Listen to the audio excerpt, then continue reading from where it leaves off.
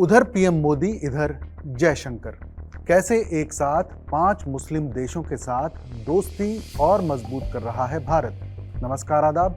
मैं हूं फरीद अली और आप देख रहे हैं टीवी 9 डिजिटल। भारत इस समय मुस्लिम देशों को साधने में जुटा हुआ है। कतर से इंडोनेशिया तक भारत अपने कूटनीतिक रिश्तों को और मजबूत कर रहा है। एक तरफ प्रधानमंत्री नरेंद्र मोदी हैं तो दूसरी तरफ विदेश मंत्री एस जयशंकर। दोनों नेता इस वक्त अलग अलग देशों के दौरे पर हैं।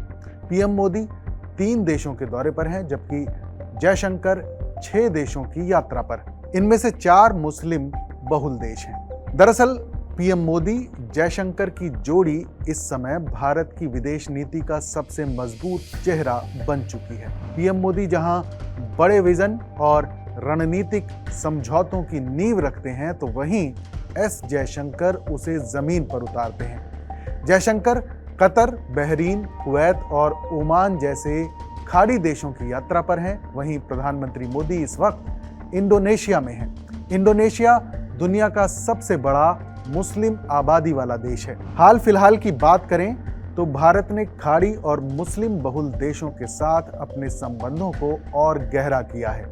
पश्चिम एशिया में बढ़ते तनाव के बीच भारत ने जबरदस्त रणनीतिक भूमिका अदा की है।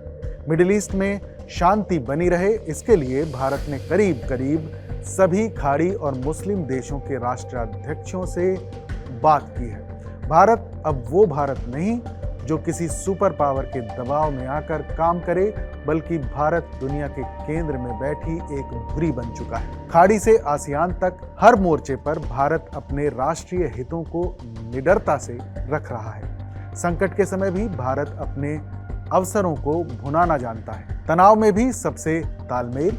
मिडिल ईस्ट में जारी संघर्ष के बीच भी भारत ने सभी मुल्कों से तालमेल बिठाए रखा है। भारत के संबंध इजराइल से भी मजबूत हैं, साथ ही साथ कतर, ओमान और यूएई जैसे अरब देशों से भी। इन देशों के साथ भारत के द्विपक्षीय रिश्ते किसी भी धार्मिक एजेंडे से कहीं ऊपर हैं। प्रधानमंत्री मोदी सोमवार को इंडोनेशिया पहुंचे। इंडोनेशिया में उनका ग्रैंड वेलकम किया गया। जकार्ता एयरपोर्ट पर इंडोनेशिया के राष्ट्रपति प्रबोवो सुबियांतो ने पीएम मोदी का भव्य स्वागत किया। आसमान में फाइटर जेट और जमीन पर राष्ट्रपति सुबियांतो ने पीएम मोदी की अगवानी की। साल 2018 में भारत और इंडोनेशिया ने अपने संबंधों को कॉम्प्रिहेंसिव स्ट्रेटेजिक पार्टनरशिप का दर्जा दिया था। इसके बाद प्रधानमंत्री मोदी की ये पहली द्विपक्षीय यात्रा है। इस यात्रा से भारत की एक्ट ईस्ट पॉलिसी को मजबूती मिलेगी। दोनों देशों की रणनीतिक साझेदारी को एक नई दिशा मिलेगी। इंडोनेशिया आसियान क्षेत्र का सबसे बड़ा मुस्लिम देश है। दोनों देश मिलकर समंदर में सुरक्षा, साझा सैन्य अभ्यास और डिफेंस इंडस्ट्री को आगे बढ़ाने पर लगातार काम कर रहे हैं। दोनों देशों का फोकस इंडो पैसिफिक क्षेत्र में चीन के खिलाफ सुरक्षा घेरा मजबूत करना है। इसके लिए दोनों देश उस दिशा में काम कर रहे हैं। खाड़ी देशों से गहरी हो रही दोस्ती।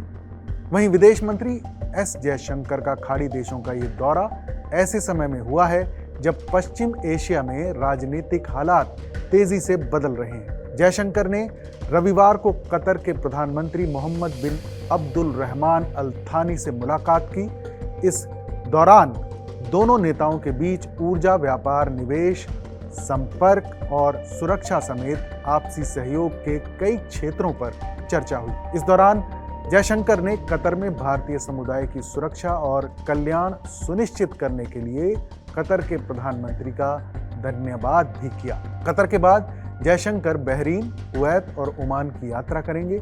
अमेरिका ईरान में सीज फायर के लिए कतर और ओमान ने मध्यस्थ की भूमिका निभाई। खामनेई के अंतिम संस्कार के बाद दोहा में अमेरिका और ईरान के बीच अप्रत्यक्ष बातचीत जारी रहेगी। खाड़ी के 4 देशों का दौरा करने के बाद जयशंकर 13 जुलाई को न्यूयॉर्क जाएंगे, जहां वो संयुक्त राष्ट्र सुरक्षा परिषद में 2028-29 के कार्यकाल के लिए भारत के आधिकारिक अभियान की शुरुआत करेंगे। इसके बाद जयशंकर बेल्जियम जाएंगे, जहां वो अपने समकक्षों के साथ बातचीत करेंगे। ये स्क्रिप्ट लिखी मेरे सहयोगी मुकेश झा ने। इस खबर पर अपनी राय हमें ज़रूर बताइएगा। बाकी देश और दुनिया की तमाम बड़ी खबरों के लिए देखते रहिए TV9 डिजिटल।